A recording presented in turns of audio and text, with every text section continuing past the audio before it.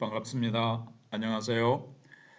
예수 그리스도는 누구신가? 제1부를 들으시고 제2부 순서에 들어오신 줄 압니다. 제가 잠시 한번 기도하겠습니다. 하나님, 예수 그리스도는 누구신지 저희들이 공부할 텐데 저희들의 눈을 열어주시고 성령께서 역사해 주셔서 잘 깨닫게 해주시고 예수님을 아는 만큼 사랑하고 순종하여 하나님께 영광을 돌리게 해 주시옵소서. 예수님의 이름으로 기도하옵나이다. 아멘. 네. 그러면 지난 1강에 이어서 예수님의 다른 명칭들에 대해서 생각해 보겠습니다. 그리스도의 신성을 보여주고 제시해주는 다른 명칭들이 있습니다. 예를 들어 우리는 인자라는 명칭을 어느 정도 확장한 예수님의 인성을 보여주는 것으로 생각하는 경향이 있습니다. 그러나 여러분은 다니엘 7장에서 오히려 다른 인상을 얻게 됩니다. 7장에서 인자는 하나님 앞에서의 성도들을 의미하고 하나님을 대신해 주로서 인간을 통치하는 인자는 영광스러운 신적인 형상입니다. 신약성경 기자들은 이러한 사상을 발전시켰습니다. 인자는 죄를 용서할 능력을 가지십니다. 그는 그의 백성을 위해 고통당하시고 돌아가십니다. 장사되시고 죽은 자 가운데서 부활하시고 영광으로 되돌아 가십니다. 그래서 인자는 인간입니다. 그러나 또한 신적인 능력과 특권을 가지십니다. 인자는 주로서 모든 인간을 통치하십니다. 그러니까 인자라는 표현은 예수님의 인성을 뜻하는 거 아닌가? 인성을 강조하는 표현 아닌가 라고 생각을 많이들 오해하시는데 오히려 반대입니다. 예수님의 인성도 물론 표현하지만 그것보다는 오히려 예수님의 신적 권세와 능력을 강조하는 표현입니다. 그 근거가 다니엘서 7장에 있다는 말씀이죠. 다니엘서 7장에 나오는 인자라는 표현을 예수님이 가지고 오셔서 사용하신 거예요. 자, 예수님의 다른 명칭 뭐였죠? 인자였습니다. 두 번째는 예수님은 또한 하나님의 말씀이십니다. 우리가 4장에서 보았던 것처럼 하나님의 말씀은 시편에서 신적인 것, 즉 예배의 대상입니다. 예수님은 또한 우리 모두가 하나님의 형상이라는 의미에서 보다 훨씬 더 높은 의미에서 하나님의 형상이십니다. 우리 인간이 하나님의 형상대로 지음을 받았죠. 근데 예수님은 그것보다 훨씬 높은 의미의 하나님의 형상이시라는 겁니다.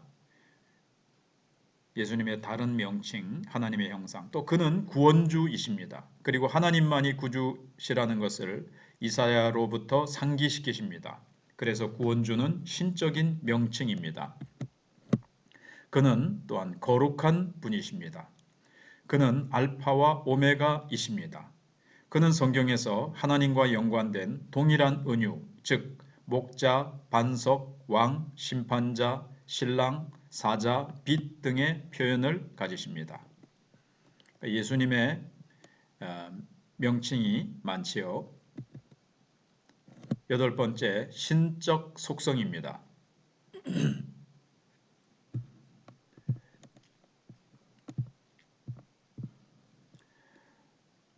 더욱이 예수님은 하나님의 속성을 가지십니다. 그리고 성경은 이러한 속성들이 예수 안에서 유일함을 보여주기 위해 간곡히 설명합니다. 비록 인간이 서로 사랑하도록 부름을 받았지만 예를 들어 예수님의 사랑은 사랑이 무엇인지에 대한 바로 그 정의입니다. 진정한 사랑이 뭐냐? 예수님의 사랑을 보라는 겁니다. 예수님이 보여주셨다는 겁니다. 그의 속죄는 유일하게 하나님의 사랑을 정의합니다. 긍휼, 평화, 의, 거룩 이런 속성을 예수님은 가지셨습니다. 예수님에 대한 더욱 놀랄만한 속성 중 하나는 그의 죄 없으심입니다.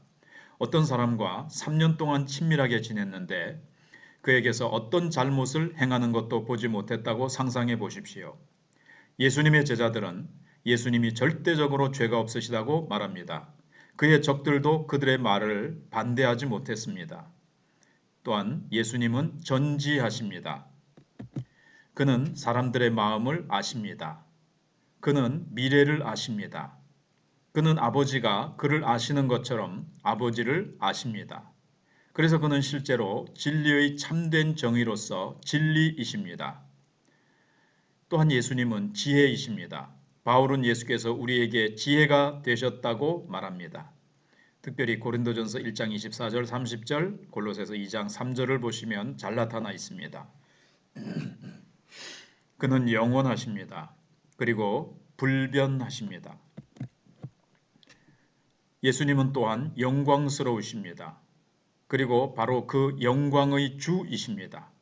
그래서 예수님의 또 다른 신적 명칭은 영광의 주이십니다. 야고보서 2장 1절에서도 나타나고 있습니다. 아홉 번째입니다. 신적 사역. 예수님은 신적 사역, 즉 오직 하나님만이 하실 수 있는 것들을 행하십니다. 요한복음 5장 19절은 사실 예수님이 성하시는 모든 것을 하신다고 우리에게 말합니다. 그것은 창조, 섭리, 그리고 기적을 포함합니다. 하나님이 하실 수 있는 창조, 섭리, 기적, 이걸 행하신다는 거예요. 놀랍게도 신적 사역은 우리가 앞에서 보았던 것처럼 죄의 용서도 포함합니다. 이건 하나님만이 하실 수 있는 일이거든요. 근데 예수님은 그에게 지은 죄뿐만 아니라 세 번째 위격, 성령님께 지은 죄와 이 하나님께 지은 죄도 용서하십니다. 유대인들은 하나님 외에 그런 죄를 용서할 수 있는 자가 누구인지 의아해 했습니다. 그리고 예수님은 하나님으로서 산자와 죽은 자들의 최후의 심판자가 되십니다. 하나님이 최후의 심판자가 되시는데 예수님도 하나님으로서 최후의 심판자가 되신다는 거죠. 열 번째입니다. 예배의 대상. 예수님에 대한 성경적 묘사에 대한 가장 놀라운 것 중 하나는 그가 사람들로부터 예배를 받으시기에 합당하다는 것입니다. 그리고 천사들로부터 예배를 받으신다는 것입니다. 오직 하나님만이 예배 받으셔야 한다는 제1계명을 기억하십시오. 그러나 신약 성경은 도살당한 어린 양이 예배와 찬양을 받으시기에 합당하시다와 같은 예수님에 대한 찬송을 포함합니다. 창세기 4장 26절에서 셋의 가족이 주님의 이름을 부른 것처럼 그렇게 그리스도인들은 주 예수님의 이름을 부르는 사람들입니다. 그들은 예수님께 기도합니다. 그리고 예수님의 이름으로 아버지께 기도합니다. 말하자면 예수님은 우리의 예배의 대상이요 믿음의 대상이십니다. 우리가 하나님을 믿는 것처럼 우리는 예수님을 믿습니다. 우리가 구원을 얻을 수 있는 다른 이름은 없습니다. 사도행전 4장 12절 베드로가 천하인간의 구원 얻을 만한 다른 이름을 우리에게 주신 적이 없다. 그렇게 선포했죠.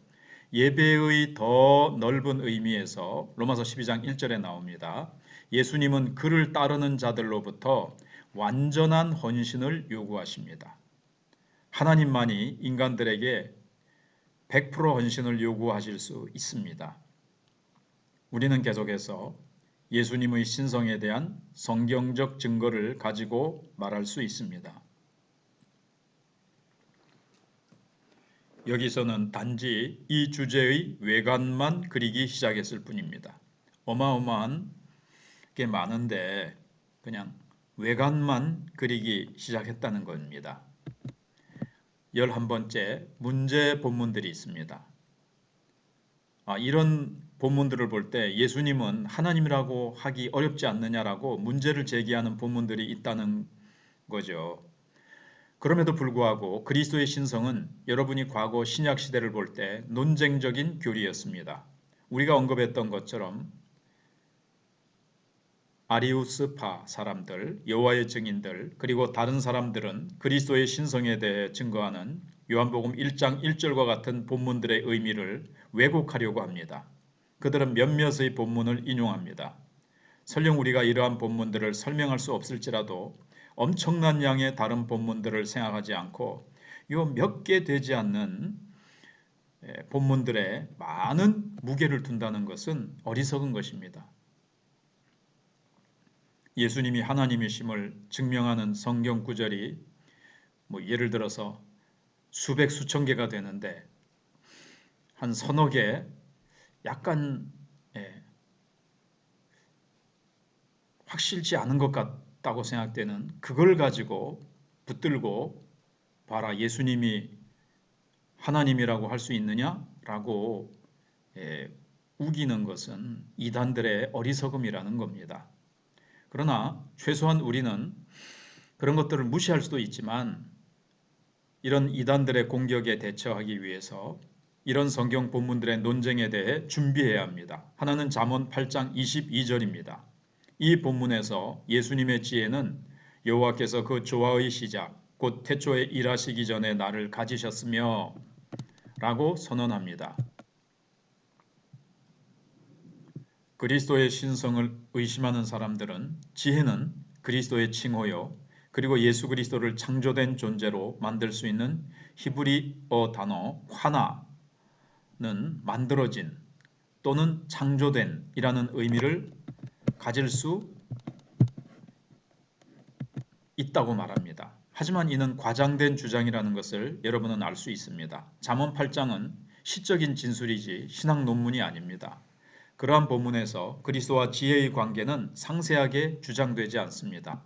그러나 만약 우리가 그 논지를 주장해야 한다면 하나님이 문자적으로 자신의 지혜를 창조할 수 없다는 것에 주목해야 합니다. 만약 그가 그렇게 하셨다면 그는 현명하지 못하고 지혜 없이 그것을 창조하셔야 했습니다. 하나님이 지혜가 모자라서 지혜를 또 만들어냈다는 그런 의미라는 거죠. 하나님은 지혜를 창조하실 필요가 없으십니다. 그래서 이거는 결코 이해가 되지 않는 억지 주장이라는 겁니다. 더욱이 이러한 관계에서 화나는 가장 자연스럽게 창조하다보다는 얻다 또는 소유하다는 것을 의미합니다. 잠언에서 자주 등장하는 훈계는 우리가 지혜를 얻어야 한다는 것인데 이는 지혜를 가지신 분으로서 하나님을 의미합니다. 그러니까 우리가 지혜 대신 예수님을 얻어야 된다는 거죠. 다른 문제 본문은 마가복음 10장 18절입니다. 부자는 예수님을 선하다고 부릅니다. 그리고 예수님은 그에게 오직 하나님만 선하다고 말씀하십니다. 여기서 예수님이 자신의 선함과 자신의 신성을 부인하고 있습니까? 아닙니다. 그는 부자로 하여금 그가 가진 선함에 대해 더욱 신중하게 생각하고 부주의하게 그 단어를 말하는 것을 금지시키시기 위해서 말씀하시는 것입니다.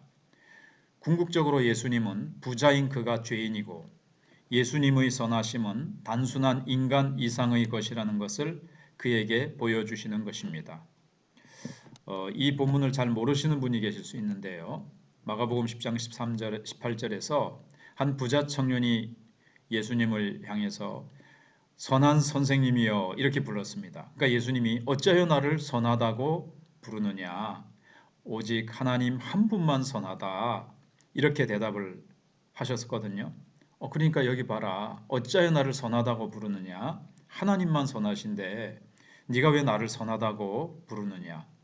자, 이렇게 예수님이 주장하신 걸 보면 예수님은 자신이 하나님이 아니라는 것을 신성을 부인했다는 것 아니냐 이렇게 오해를 하고 주장을 한다는 거죠. 근데 아니라는 거예요.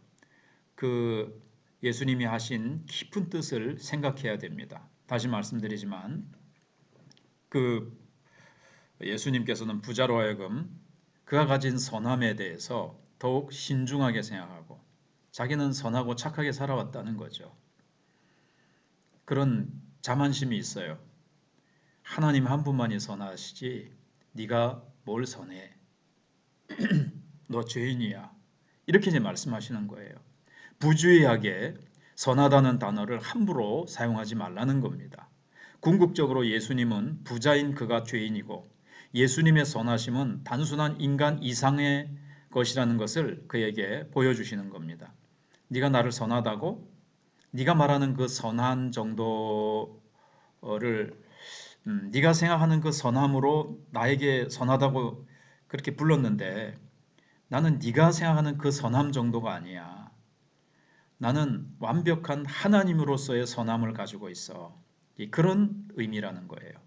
많은 사람들이 또 요한복음 14장 28절과 아버지가 예수보다 더 크시다는 표현의 본문들을 인용합니다. 봐라, 여기 예수님이 내 아버지는 나보다 크시다 이렇게 했지 않느냐. 그러니까 예수님은 하나님보다 좀 못하시다. 예수보다 아버지가 더 크시다는 표현이 예수님의 신성을 감소시키지는 않는다는 수많은 상황이 있습니다. 성부는 예수께서 모욕당하시는 때보다 크십니다. 예수님이 인성을 가지고 오셔서 우리 때문에 모욕당하시는 그때보다는 그 순간엔 아버지 하나님이 크시죠. 그 시기 동안 예수님은 아버지의 종이십니다. 종으로 스스로 낮아지셨어요. 그렇다고 해서 예수님의 신성이 감해지는 것은 아니라는 거예요. 그리고 기도로 성부의 도움을 찾는 예수님은 아버지의 뜻만을 행하십니다. 여기서 예수님은 하나님 아버지에게 종속되는 참된 인간이 되셨다는 것을 보여주시는 겁니다. 그리고 하늘에 올라가시면 그에게 더 위대한 능력과 권위의 충만함을 가져다 줍니다.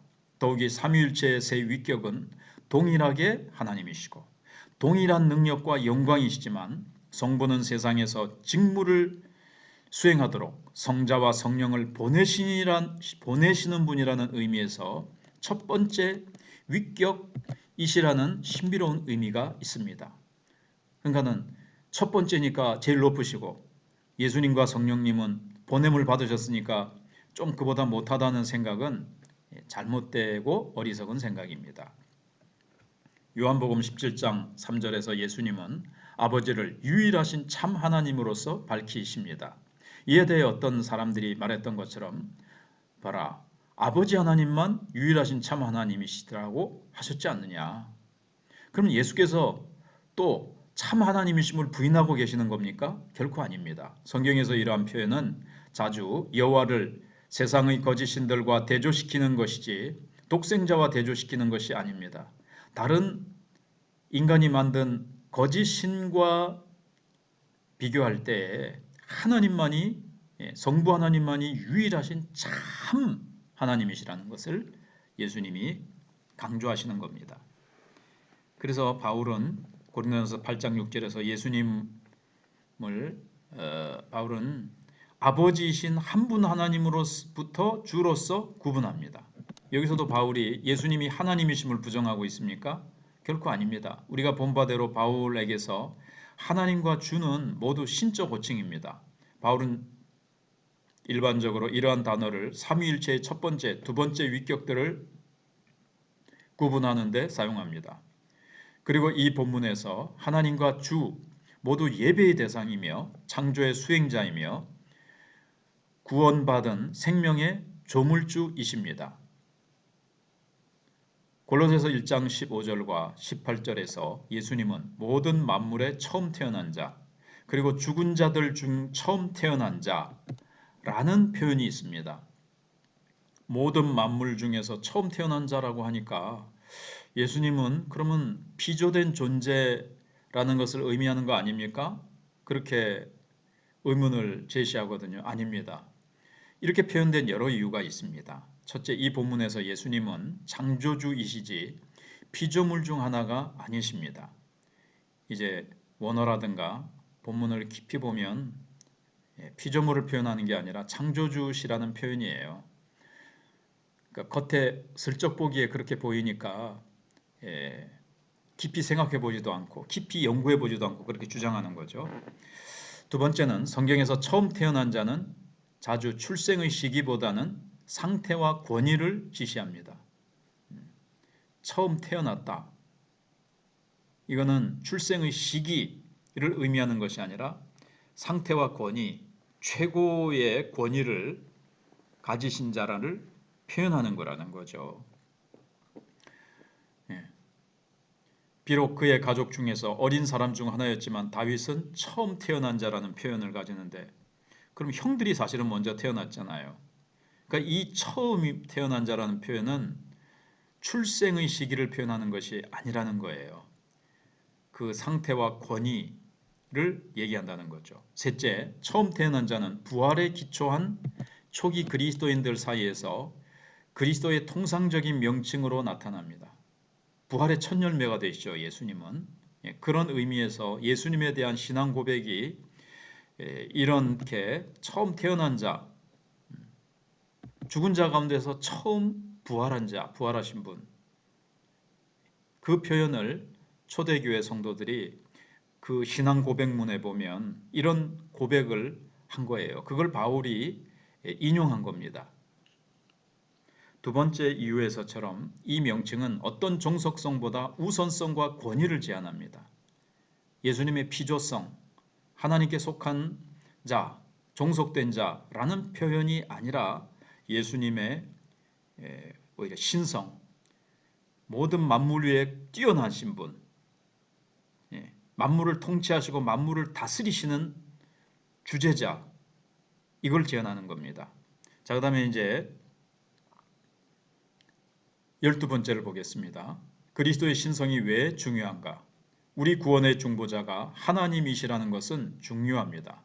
만약 우리의 구주가 하나님이 아니시라면 우리에게는 희망이 없습니다. 그의 인성을 혹독한 고통을 통해 유지하고 그의 고통에 가치와 능력을 주고 그의 구원을 확실하게 한 것은 바로 그리스도의 신성입니다. 하나님이 이사야를 통해서 말씀하셨던 것처럼 주만이 우리를 최악의 공경에서 구원할 수 있습니다. 주만이 우리의 구주가 되실 수 있습니다. 요나가 말했던 것처럼 구원은 여호와께 속한 것입니다.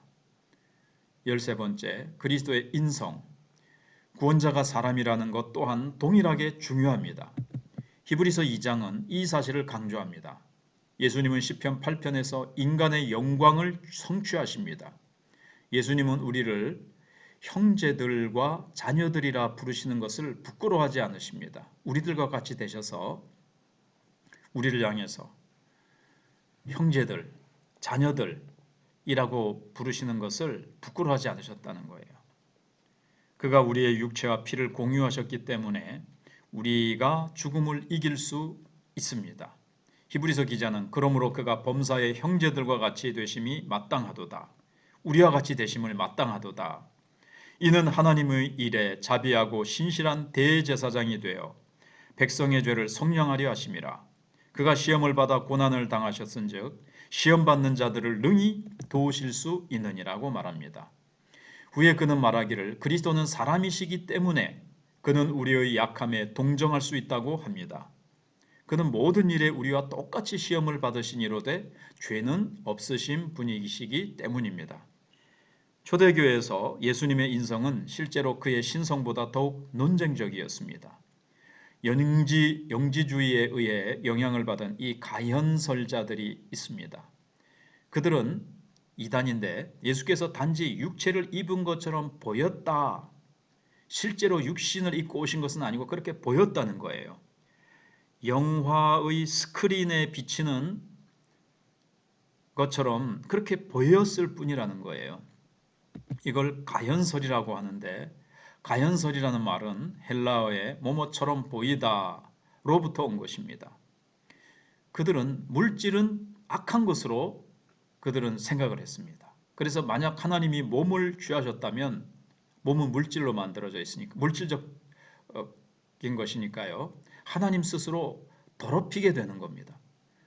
그러니까 하나님이 몸을 취하고 사람 되어 오실 수가 없다. 그냥 그렇게 보였을 뿐이다.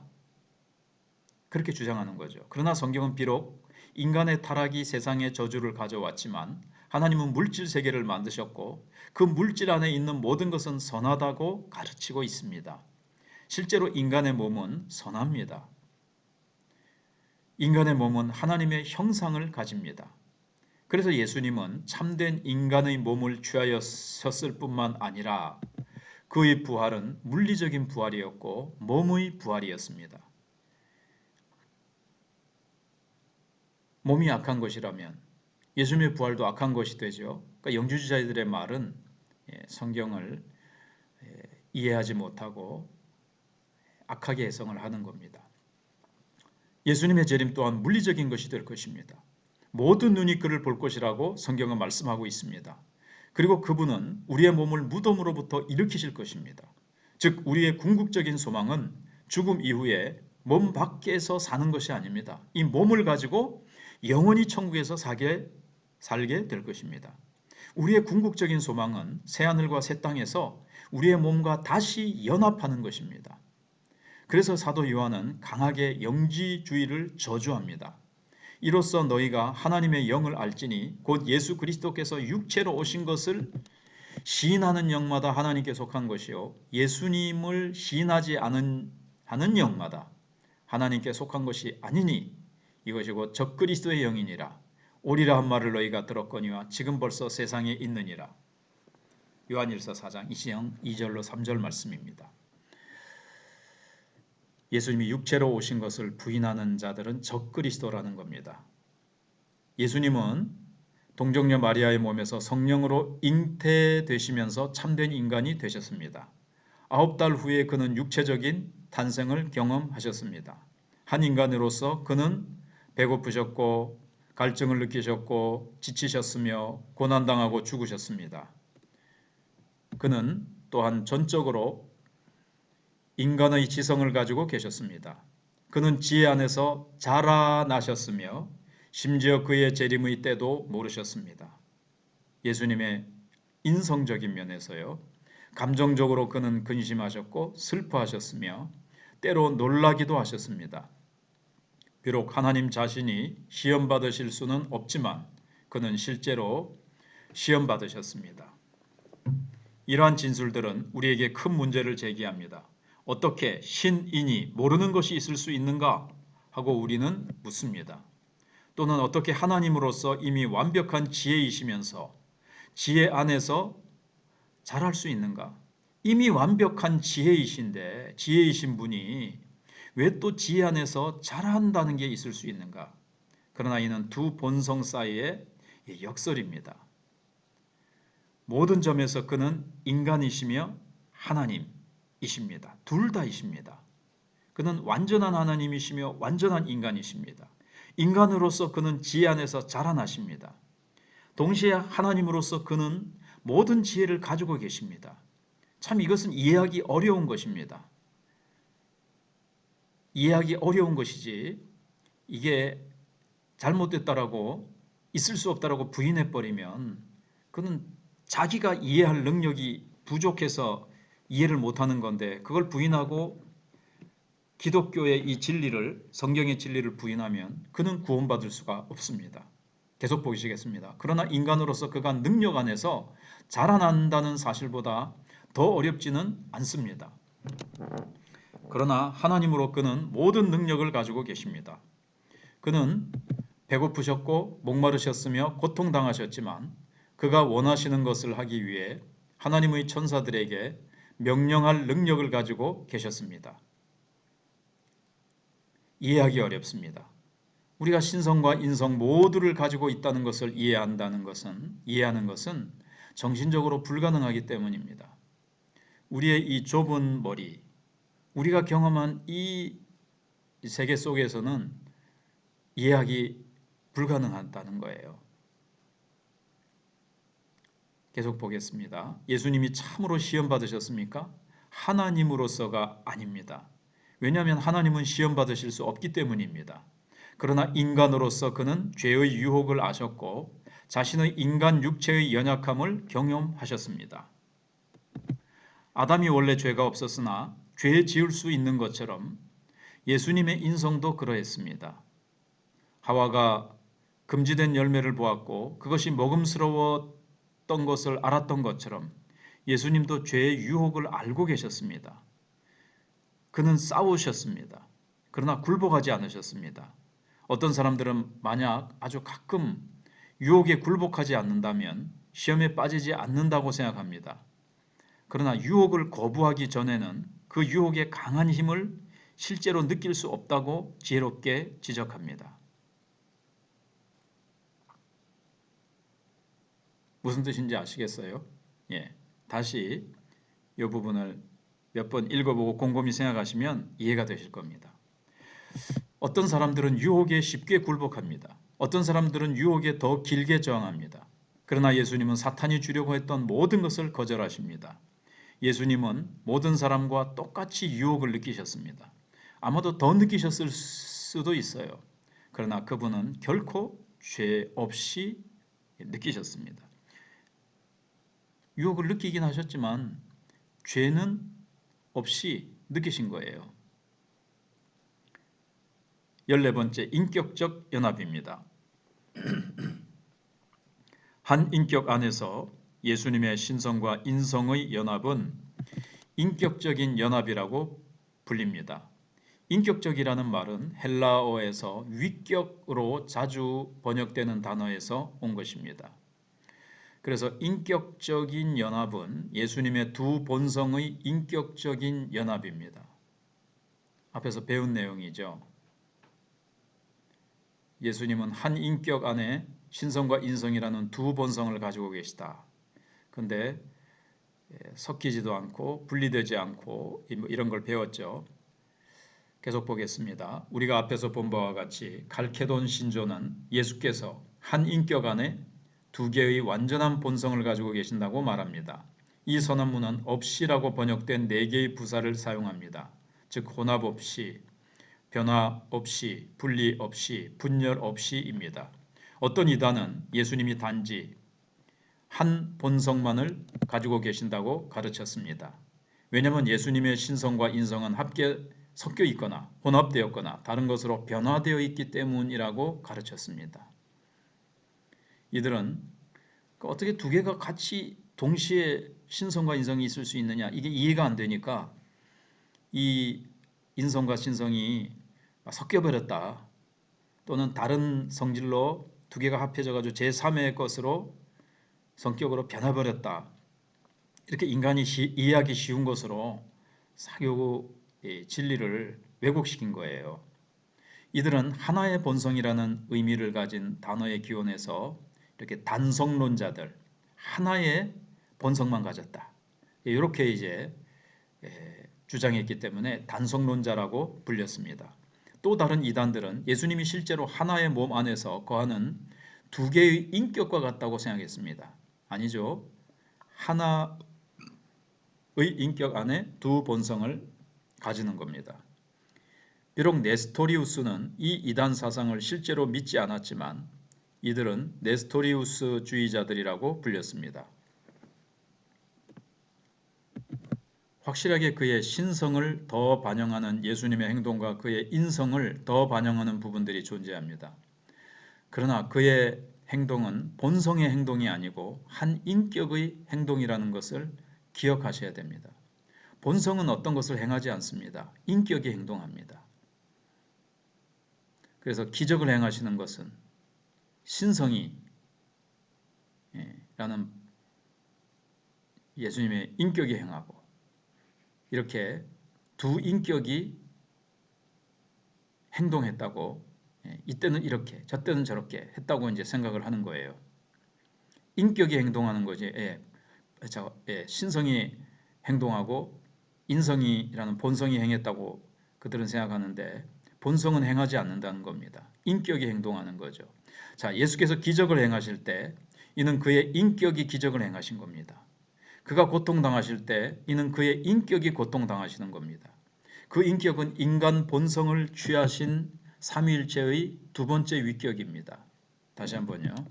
그 인격은 인간 본성을 취하신 삼위일체의 두 번째 위격입니다. 따라서 실제적인 의미에서 배고프시고 갈증을 느끼시고 고통당하시고 우리를 위해 죽으신 분은 신적이고 인적인 인격의 하나님이십니다. 인격적 연합에 대한 다른 속성은 속성교류라는 것이 있습니다. 이 교리는 예수님의 두 본성이 서로의 관계와 그의 인격에 연관성을 가진다는 주장입니다. 예수님의 신성은 전지성과 전능성과 같은 신적 속성을 포함합니다. 우리가 앞서 본 바와 같이 어느 한 인격 안에 이러한 것이 함께 놓이는지 이해하기는 어렵습니다. 그래서 루터파들은 신적 속성들은 인적 속성을 바꾸고 신적 속성이 인적 속성에 영향을 미쳐서 막 이렇게 스며들어 가지고 바꾼다는 거예요. 스며드는 건 조금 생각 안 하더라도 인적 속성에 영향을 미쳐서 바꾸고 그 역도 인적 속성도 신적 속성에 영향을 미쳐서 바꾼다고 그들은 생각을 합니다. 그래서 이들이 연합된 방식 안에서 함께 놓인다고 말합니다. 다른 말로 그의 두 본성은 서로 바뀐다는 거예요. 예를 들어 예수님의 몸은 편재한다고 봅니다. 예수님의 몸은 인성이잖아요. 신성은 몸이 없습니다. 근데 예수님의 몸은 이 땅에 오셨을 때는 한 군데 있으실 수밖에 없어요. 예수님의 몸은. 갈릴리에 계시면 동시에 예루살렘에 예수님의 몸이 계실 수가 없는 거죠. 근데 예수님의 몸이 편재하다는 거예요. 그러니까 잘못된 거죠. 예수님의 몸은 인간의 몸입니다. 그러나 그가 또한 신적인 편재의 속성을 가지시기 때문에 그의 몸은 일반적인 인간의 몸이 될 수 없다는 거예요. 즉 신적 속성을 가진 몸이 되어야 한다는 겁니다. 이런 견해는 문자적인 예수님의 몸이 성찬식의 빵과 포도주 안에서 함께 그 아래, 위에, 옆에 존재한다는 루터파 관점과 잘 맞습니다. 이 성찬식의 관점이 루터파가 다르거든요. 천주교하고도 달라요. 우리 개신교, 우리 개혁주의하고 다릅니다. 장로교하고 다르다는 거죠. 개혁주의 신학자들은 이러한 루터파 관점이 칼케돈 신조에 반대되며 그리스도의 두 본성을 혼합한다고 대응합니다. 두 본성을 혼합시키는 거예요. 서로 영향을 끼쳐서 이게 저걸 바꾸고 저게 이걸 바꾼다고 하는 것은 분리 없이 혼합 없이라고 하는 칼케돈 신조를 반대하는 거거든요. 이들은 루터파의 견해가 창조주와 피조물의 구분을 분명하게 하지 않는다고 봅니다. 맞죠? 몸이 신이 되는 거예요. 역시 그들이 이해가 잘 안 되니까 인간적인 이해에 맞게 이걸 좀 뜯어 고친 거예요. 개혁주의는 어떻게 두 본성이 함께 하는지를 보여주기 위해 다른 방법을 시도합니다. 개혁주의는 신적 본성이 인적 본성을 바꾸지 않는다고 합니다. 인적 본성도 신적 본성을 바꾸지 않는다고 봅니다. 그러나 예수님의 인격은 양쪽의 모든 속성을 가집니다. 그의 몸이 편재한다는 것은 아니지만 그 자신의 신적인 방식에서 그는 편재하십니다. 예수님은 신적인 방식으로 편재하고 계시죠. 예수님의 행동은 대개 그의 인성을 반영합니다. 몸으로 행동하시니까요. 때로는 대개 그의 신성을 반영합니다. 그러나 그의 인격은 전지와 무지 둘 다입니다. 전능하시면서 연약하십니다. 둘 다 가지고 계세요. 그의 몸은 편재하지 않습니다. 그러나 천국이라 불리는 장소에 위치해 계십니다. 예수님의 몸은 지금 천국에 이렇게 계세요. 그러다가 때가 되면 이 땅에 물리적인 몸을 가지고 이 땅에 재림하실 겁니다. 자, 계속 보시면요. 이는 물리적으로 성내에 나타나시는 것이 아닙니다. 천주교와 루터파는 성찬식 때 예수님의 그 몸이 성찬식을 거행하는 그곳에 나타난다고 보는 거예요. 루터파는. 천주교는 또 나중에 설명을 드리겠습니다. 정말 피와 살로 변한다고 그들은 보는 거죠.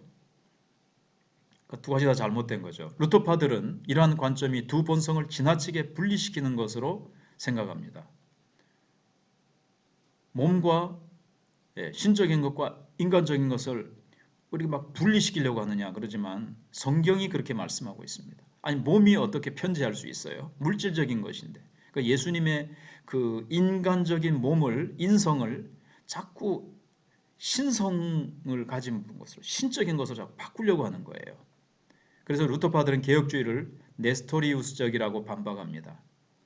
그리고 개혁주의는 루터파를 단성론자라고 반박합니다. 그러나 인격적인 연합은 확실히 믿음의 위대한 신비 중 하나입니다. 즉 우리 중 어느 누구도 잘 이해할 수 없는 것입니다.